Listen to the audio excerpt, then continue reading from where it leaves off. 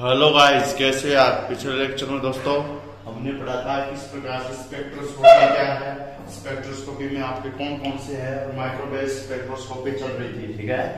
ठीक है, आप सभी को कल दशहरा मनाया होगा, अब आने वाली दीपावली है। ठीक है, सभी क्या करें, मनोरंजन के साथ अपना त्योहार और सभी का आदर करें और बनवाएं। ठीक है, खुशी के साथ मनाएं। अब देखो यहाँ पर conditional for rotational active molecule. ठीक है, सबसे पहले हमने क्या पढ़ा, स्पेक्ट्रोस्कोपी पढ़ी, स्पेक्ट्रोस्कोपी डेफिनेशन पढ़ी, स्पेक्ट्रोस्कोपी के बारे में मैंने बताया। उसके बाद मैंने स्पेक्ट्रोस्कोपी में एएमआर बताया, एएमआर इलेक्ट्रोमैग्नेटिक वेव रेडिएशन बताया, एएमआर का ग्राफ बनाया। फिर मैंने अलग अलग आवृत्ति वाली आपको बताई, कितना एक्सरे कितना होगा, आईआर का कितना होगा, इस प्रकार से वेवलेंथ किस प्रकार बढ़ती है, एनर्जी किस प्रकार बढ़ती है। दूसरे है इनवर्सली प्रोपोर्शनल थे वेवलेंथ और एनर्जी। अब देखिए इसके बाद आता है एक अलग topic, conditional for rotational active molecule. Rotational active molecule है, रोटेशनल एक्टिव मॉलिक्यूल सर कौन से, वो मॉलिक्यूल जिनमें क्या हो, रोटेशन होंगे तो मूवमेंट ऑफ इनर्शिया क्या होगा, क्रिएट होगा, जड़त्व आघूर्ण क्रिएट होगा। ठीक है, इसका नाम जड़त्व आघूर्ण है। जड़त्व आघूर्ण यानी जड़त्व क्या करता हो, रोकता हो। ठीक है, वो होता है। ठीक है, condition for rotational level molecule में देखिए, मॉलिक्यूल में सबसे पहले क्या होना चाहिए, मॉलिक्यूल गैस स्टेट में होना चाहिए। मतलब क्यों गैसियस में क्यों होना चाहिए, सॉलिड था लिक्विड में क्यों नहीं हो सकता, इसलिए नहीं हो सकता क्योंकि सॉलिड था लिक्विड में अणुओं के मध्य इंटरेक्शन फोर्स पाया जाता है, जिसके कारण वो एक दूसरे के पास होता है। जबकि गैस में तो बहुत दूर दूर मॉलिक्यूल होते हैं, जिस कारण उनके बीच अट्रैक्शन फोर्स कम होगा और रोटेशन भी आसानी से होगा। आप देखिए मेरे पास ये दो मार्कर है, अगर मैं इसको रोटेशन करवाना चाहूँ यानी इस प्रकार से रोटेट हो जाएंगे, इस प्रकार से कराना चाहूँ, इसके पास मॉलिक्यूल रोटेट नहीं होंगे। अगर ये इधर तरफ है तो हो जाएंगे, रोटेट हो जाएंगे ना। देखिए पहले सॉलिड में तो इतना इंटरेक्शन फोर्स है, लिक्विड में इतना है और गैसेस में इतना है, कोई फर्क नहीं पड़ता। तो इस प्रकार से molecule will be in gases state that interaction force does not exist and then solid state. In a solid and liquid state molecule interaction force will be high, then molecule does not rotate. इसके बाद आता है molecule must be present in dipole moment for dipole moment. ठीक है, यानी molecule के बीच क्या होना चाहिए, डाइपोल मोमेंट होना चाहिए। काम क्या आता है, ये अट्रैक्शन फोर्स होता है जो गैस के बीच में रखता है, द्विध्रुव आघूर्ण भी कहता है, जो किसके बीच में रखता है, जो आयनों के मध्य होमोन्यूक्लियर डायटोमिक एटम के मध्य भी लिखता है। ठीक है, जो आयनों के कारण लगता है। ठीक है, ये एक प्रकार फोर्स है। अगर ये म्यू बराबर 0 है तो वो तो है माइक्रोवेव एक्टिव मॉलिक्यूल, और जिसके म्यू बराबर नॉट इक्वल टू 0 है वो है माइक्रोवेव इनएक्टिव मॉलिक्यूल। इसका मतलब क्या होता है, म्यू बराबर 0 और म्यू बराबर नॉट इक्वल टू 0, इसके मान होते हैं। ठीक है, दो प्रकार के मॉलिक्यूल आपने पढ़े होंगे, ध्रुवीय अध्रुवीय, पोलर और नॉन पोलर। ये पोलैरिटी को शो करते हैं। ठीक है, इसकी पोलैरिटी होगी और किसकी पोलैरिटी नहीं होगी। जैसे HCl है, कार्बन मोनोऑक्साइड है, नाइट्रो ऑक्साइड है, इसमें तो ये तो है माइक्रोवेव एक्टिव मॉलिक्यूल। एक नंबर में पूछा जा सकता है माइक्रोवेव, एक नहीं 1.5 नंबर माइक्रोवेव एक्टिव मॉलिक्यूल क्या है और उनके एग्जांपल बताइए। ये भी एक नंबर है। और ये मोमेंट ऑफ इनर्शिया का फॉर्मूला डाइपोल मोमेंट, ये मोमेंट ऑफ इनर्शिया I बराबर म्यू आर स्क्वायर। ठीक है, ये मास होगा आपके, ये आगे बता दूंगा मैं। और ये भी प्रकार की रेडिएशन है, इंटरमॉलिक्यूलर रेडिएशन। ठीक है, इंटरन्यूक्लियर रेडिएशन है ये इस प्रकार से उतारे आप। Condition for rotational active molecule हो गया। इसके बाद आता है classification on the molecule on the basis of rotation level, यानी ये बहुत इंपॉर्टेंट है। ये आया हुआ भी सवाल है एमएससी के फर्स्ट ईयर में और फिर से भी आ सकता है। यानी अपन क्या करना है, क्लासिफिकेशन करना है, वो किसके आधार पर, रोटेशन लेवल के आधार पर। देखिए किस प्रकार से होगा, देखते रहिए यहाँ पर। अब देखिए गाइस, अपना सीधा सा फंडा है, इसमें क्या करना है, classification on the basis of rotation of molecule. इसके लिए अपने कुछ कंडीशन लिखी है और कुछ मान लिखे हैं। इसके लिए अपनों ने क्या क्या लिखा है, पहले लिखा है इसके लिए सबसे पहले मॉलिक्यूल के लिए सबसे अत्यावश्यक रोटेट करने के लिए मोमेंट ऑफ इनर्शिया उसके पास होना चाहिए। दूसरी बात अपनों ने 3 एक्सिस मानी है, X axis, Y axis, Z axis. किसके रिस्पेक्ट में मानी है, रोटेशन लेवल मॉलिक्यूल के विद रिस्पेक्ट में, यानी रोटेशन लेवल मॉलिक्यूल कर रहा है उसके रिस्पेक्ट में एक्सिस मानी है। IA को माना है एक्स एक्सिस, ठीक है। हम क्या कहेंगे, rotational level molecule with respect to X axis. IB क्या कहेंगे, rotational level molecule with respect to Y axis, और IC हो जाएगा जेड एक्सिस। ये माना है। इनके आधार पर रेपरो ने क्या दिए, मॉलिक्यूल के प्रकार दिए, इनको अलग अलग रोटेशनल लेवल मानकर। और यहाँ पर बहुत ही ज्यादा इंपॉर्टेंट बात है IB तथा IC है। ये क्या है, moment of inertia for a rotational molecule with axis, ये वाई एक्सिस को या जेड एक्सिस को, ये दोनों एक दूसरे परपेंडिकुलर बता रखे हैं। अपन इनको इस प्रकार से अपन जब करते हैं तो अपने को 4 कैटेगरी वाले मॉलिक्यूल प्राप्त होते हैं। सबसे पहले लीनियर मॉलिक्यूल, उसके बाद स्फेरिकल टॉप मॉलिक्यूल, इसके बाद आता है सिमेट्रिकल, और उसके बाद होता है अनसिमेट्रिकल। लीनियर कौन से सर, लीनियर वो होंगे जिसमें एक्स एक्सिस का मान तो होगा 0, जबकि वाई तथा जेड एक्सिस दोनों बराबर होंगे। स्फेरिकल टॉप मॉलिक्यूल कौन से होंगे, जिनमें तीनों एक्सिस बराबर होगी, IB बराबर IC IA, ठीक है, इस प्रकार बराबर। इसके बाद सिमेट्रिकल कौन से होंगे, सिमेट्रिकल वो होंगे जिसमें IA तथा IB का मान तो क्या हो जाएगा, बराबर हो जाएगा, लेकिन IC का मान IB के बराबर नहीं होगा। और इसके बाद आएगा अपना कौन सा, इसके बाद आएगा अनसिमेट्रिकल, उसमें कोई भी चीजें बराबर नहीं होगी, यानी असममित होगी, ठीक है। इस प्रकार से देखिए अपन आगे करते हैं किस प्रकार से अपने को करना है। अब अपनों ने भागों में बांटा है, किस प्रकार से बांटा, देखिए आप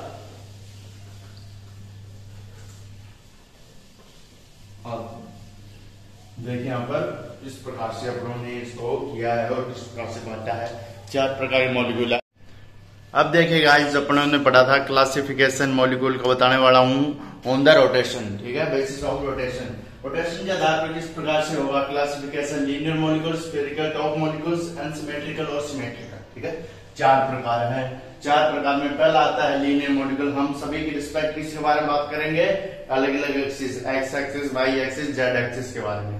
IA को हमने माना है एक्स एक्सिस, वाई को माना है हमने वाई एक्सिस, जेड B को माना है वाई एक्सिस, और Z को माना है C से, ठीक है, IC से डिनोट किया है। इनके सभी में अपन एक्सिस की बात कर रहे हैं, किसके रिस्पेक्ट में, मोमेंट ऑफ इनर्शिया के रिस्पेक्ट में। अब देख, सबसे पहले आता है with respect to axis of molecule moment of inertia, ठीक है। मोमेंट ऑफ इनर्शिया क्या करना है अपने को, IA का मान इसमें 0 होता है, एग्जाम्पल दे रखा है इस प्रकार से, ये 0 है, मान लीजिए लीनियर मॉलिक्यूल है, लीनियर मॉलिक्यूल है, इसका मान 0 क्यों है, ये लीनियर है इस प्रकार से, तो इसका मान अपने आप ही 0 है। इधर से एक्सिस जाएगी तो ये रोटेट कर जाएगा, कोई दिक्कत नहीं आएगी। तो इस प्रकार से क्या हो जाएगा, IA का मान तो 0 हो जाएगा, इसके लिए तो 0 है, और इस एक्सिस के अलावा, ये एक्सिस के अलावा ये 2 है ना, और एक्सिस इसके ऊपर वो फ्री से रोटेट कर सकती है। इसके बाद जैसे ये होमोन्यूक्लियर है, ठीक है, होमोन्यूक्लियर मॉलिक्यूल के लिए है, देखिए F2Cl2, ये डाइमोलिकुलर डाइएटॉमिक होमोन्यूक्लियर मॉलिक्यूल है, जैसे CO2 का एग्जांपल लिया। इसके बाद आता है spherical top molecule. Spherical top molecule कौन से होते हैं, स्फेरिकल टॉप मॉलिक्यूल वो होते हैं जिसमें क्या होते हैं, स्फेरिकल टॉप मॉलिक्यूल कौन से होते हैं, स्फेरिकल टॉप मॉलिक्यूल वो होते हैं जो क्या होते हैं, और ये सभी क्या है, ये सभी देखिए आप F2 है, Cl2 है, S2 है, CO2, ये सभी क्या है, इनका क्या है, म्यू बराबर क्या हो 0, म्यू बराबर 0 नहीं है, इसलिए होमोन्यूक्लियर, ये क्या है, डाइएटॉमिक माइक्रोवेव इनएक्टिव मॉलिक्यूल है, ठीक है। एक्टिव होता तो इनका म्यू का मान 0 होता, इसलिए इनएक्टिव मॉलिक्यूल है, ठीक है। और ये स्फेरिकल टॉप मॉलिक्यूल है, ये क्या होते हैं, ये टेट्राहेड्रल ज्यामिति व ऑक्टाहेड्रल ज्यामिति वाले होते हैं। टेट्राहेड्रल ज्यामिति भी होती है, ऑक्टाहेड्रल। S6 संकलन किसने निकलवाया, तुमने, मैंने निकलवाया। कैसे, B + M - C + A, जिसको नहीं पता वो मेरे पीछे वाली क्लास देखो। V जिसने इसने फ्री वैलेंसी कितनी है इसकी, S6 सेंट्रल एटम देखे, पहले कौन है, सल्फर है। सल्फर का अपन क्या लिखेंगे, इलेक्ट्रॉन कॉन्फ़िगरेशन लिखेंगे 1s2 2s2 1s2 2s2 2p6 3s2 3p4, ठीक है। 4 तो 6 आगे, तो बाहर है 6 बॉन्ड बना रखे हैं, तो 6 + 6 ना ही कोई नेगेटिव ना ही कोई एनाइन। 6 + 6/2 12/2 यानी 5। तो क्या हो जाएगी इसकी आकृति sp3d। sp3d हो जाएगी। sp3d होने से क्या हो जाएगी इसकी ऑक्टाहेड्रल चतुष्फलकीय हो जाती है। जैसे CH4 मेथेन वाले मॉलिक्यूल है, एक है CH4, ठीक है, CH2 ये n सिमेट्रिकल है, ये सिमेट्रिकल है। सिमेट्रिकल में एक होता है CH4, एक एग्जाम्पल और रखें CH4। इसमें देखें ये तो बैंड होती है, बैंड के लो से होती है। ये VSPRT ने दिया था ये, ठीक है, हाइड्रोजन मॉलिक्यूल के लिए। इसका मान लगभग 104 डिग्री 28 मिनट होता है, ठीक है। और इसका CH4 ये आपके है ही टेट्राहेड्रल आकृति, ऑक्टाहेड्रल आकृति इसके अंतर्गत आती है। इसके बाद स्फेरिकल टॉप मॉलिक्यूल है। स्फेरिकल टॉप मॉलिक्यूल है, इसमें क्या आती है समिति है। ये समितीय प्रकार के भी होते हैं, ठीक है। समितीय क्यों होते हैं क्योंकि इसमें with respect to IA, IB, IC तीनों एक्सिस मॉलिक्यूल बराबर होते हैं। CCl4 दे रखा है, S6 दे रखा है, अष्टफलिकीय और टेट्राहेड्रल आकृति इसमें आती है, सॉरी उसमें नहीं आती है। अब इसके बाद आता है अपन CH4 यहाँ से हटा देते हैं। इसके बाद आता है सिमेट्रिकल। सिमेट्रिकल वो होते हैं जिसके रोटेशन में क्या हो जाए हाइड्रोजन एक दूसरे के क्या हो जाए सममिति में ही हो, यानी एक को मैं पकड़ू तो तीनों को क्या होता है अलग अलग रखा है। जैसे मेरे पास ये CH4 इस प्रकार से है, एक हाइड्रोजन यहाँ है, एक हाइड्रोजन यहाँ है, एक हाइड्रोजन यहाँ है। एक्स एक्सिस, वाई एक्सिस और जेड एक्सिस देखें, मैं इसको करूंगा, इसको स्थिर रखूंगा तो ये घूम सकता है, ये भी घूम सकता है, ये घूम सकता है। लेकिन इसमें क्या होते हैं with respect two symmetrical top molecule, इसमें क्या होते हैं IA तथा IB, IA IB ये दोनों तो बराबर होते हैं लेकिन I से बराबर नहीं होता। यानी IA भी घूम सकता है, IB भी घूम सकता है, लेकिन IC का मोमेंट ऑफ इनर्शिया इसमें कोई काम नहीं करेगा। इसके बाद आता है इसमें तो किसी का ही नहीं होता है, ठीक है। SF2 इसका संक्रमण कैसे निकाल संक्रमण निकाल लो। 6 बार एक है 2 है, 6/2 8 8/4 sp3 आ जाएगा। इसका संक्रमण इस प्रकार से संक्रमण आ जाते हैं, ठीक है। और जो बेंट रूल है ये VSPRT थ्योरी इनऑर्गेनिक केमिस्ट्री में आपने पढ़ा है, नहीं पढ़ा तो मैं पीछे वाले लेक्चर जाकर देखो जो नीट के लिए मैंने क्या रखे हैं गे रखे हैं, उसमें मैंने बहुत अच्छे से एक्सप्लेन किया है। अमोनिया की संरचना, केमिकल बॉन्डिंग वाले में आया था ये अपना टॉपिक, ठीक है, मैंने पढ़ाया था, ठीक है। VSPRT थ्योरी के 2-3 पार्ट है, उसको बहुत अच्छे से एक्सप्लेन है जो MSc में आपके जो आपके फर्स्ट यूनिट है ना उसी में है, पार्ट A पार्ट B, ठीक है। ये CO2 ये SF2 और इस प्रकार से सिमेट्रिकल, एनसिमेट्रिकल, स्फेरिकल और लीनियर मॉलिक्यूल है। इनके बारे में डिटेल से अपन लिख लेना, ठीक है। अब मैंने बता दिया इसको डिटेल से लिखना है क्या है, कोई भी लिख सकता है डिटेल से। इनमें तीनों एक्सिस बराबर होते हैं, मोमेंट ऑफ इनर्शिया नहीं होता। मोमेंट ऑफ इनर्शिया क्या होता है, moment of inertia S axis के अंतर्गत लिया जाता है। ये X एक्सिस का मान 0 होता है तो बाकी सभी मॉलिक्यूल का मान 0 नहीं होता, इसके लिए उपयोग किया जाता है। और ये कौन से एक्टिव है इनएक्टिव मॉलिक्यूल होते हैं, क्यों, क्योंकि इनके म्यू का मान 0 होता है। इसी प्रकार स्फेरिकल टॉप मॉलिक्यूल सबसे ज्यादा समिति प्रकार के मॉलिक्यूल इसमें ही मिलते हैं। इसमें अष्टफलिकीय तथा चतुष्फलिकीय दोनों मॉलिक्यूल प्रकार के टाइप आते हैं। इसमें X axis moment of inertia के रूप में देखें तो तीनों क्या होते हैं बराबर होते हैं।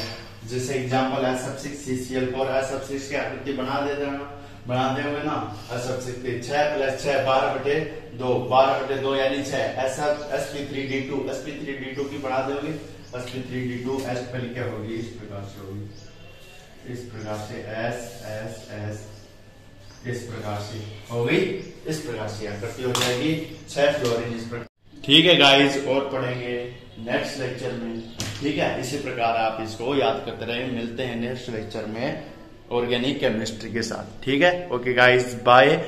इस चैनल को लाइक शेयर सब्सक्राइब जरूर करें, फैला दो इसको, आग लगा दो।